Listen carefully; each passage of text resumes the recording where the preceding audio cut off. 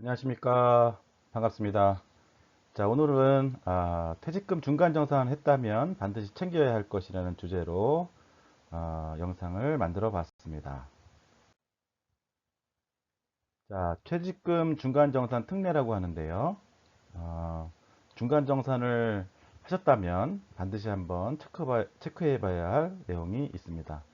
자, 우리가 회사에 입사를 해서 어, 중간에 퇴직연금을 도입했겠죠, 과거에. 그 시점에 퇴직연금 도입하는 경우에는 대부분이, 물론 아닌 분도 계시지만 대부분이 중간정산을 하고 한 경우가 많습니다. 왜냐하면 퇴직연금 도입 이후에 중간정산을 할 수가 없는 조건으로 바뀌었기 때문에 대부분이 중간정산을 하셨을 겁니다. 이 경우에 주의해야 될 점이 있는데요. 자, 이 중간정산을 하셨다면 그림처럼 퇴직금과 퇴직소득세가 발생됐겠죠.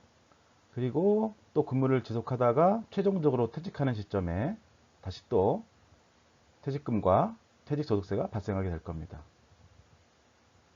자, 이때 정리하면 한 기업에 다니면서 중간정산을 했다면 요만큼의 퇴직금과 요만큼의 퇴직소득세를 부과하게 되는 것이죠. 이렇게 대부분은 이렇게 이제 세금을 부과하게 되는 경우가 많은데 우리가 이제 알아야 될 부분이 있다는 겁니다. 자, 바로 이런 부분인데요. 자, 중간정산했다면 이렇게 퇴직금하고 퇴직소득세가 발생될 것이고 그 이후에 퇴직금 또 퇴직소득세 발생이 될 텐데 이렇게만 세금을 낼 것이 아니라 전체 기간을 합산해서 이렇게 합산해 가지고 퇴직금하고 퇴직소득세를 계산할 수도 있다는 겁니다. 이거를 선택할 수가 있다는 겁니다. 근데 문제는 관련 부서에서는 이렇게 통짜배기로 계산하는 방법을 할 수가 없어요. 조건이.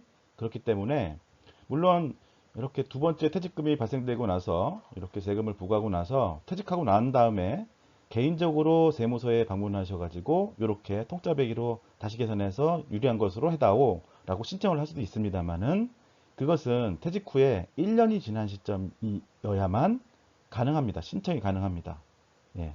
어떤 이유에 있었는지 모르겠어요. 이게 뭐 세무 그 주기 그죠? 예. 프로세스가 그런 거기 때문에 1년이 지난 다음에 신청이 가능하다고 하더라고요.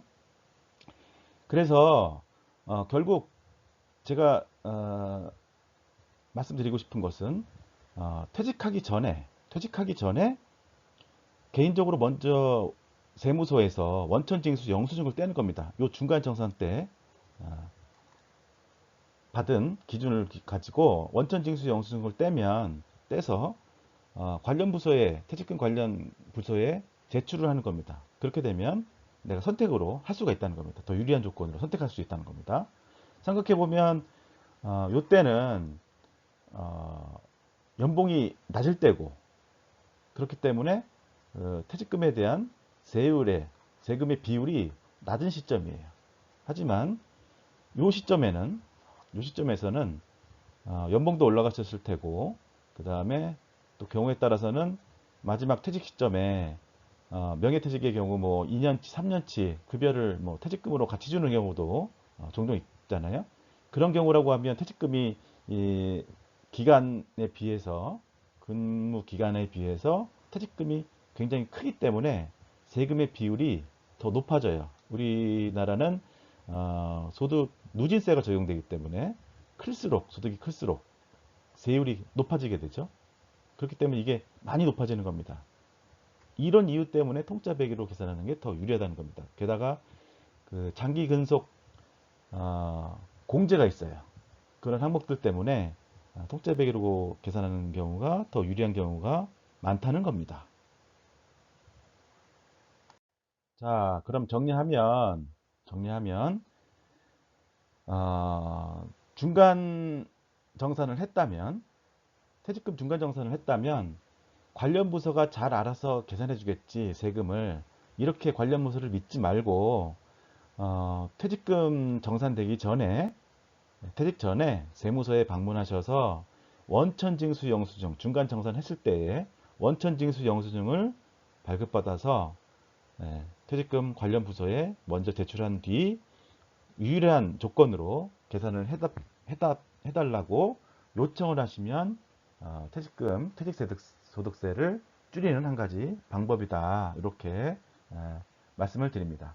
자, 오늘 영상이 도움이 되셨다면 구독과 좋아요를 부탁드리고, 구독은 정말 큰 힘이 됩니다. 감사합니다.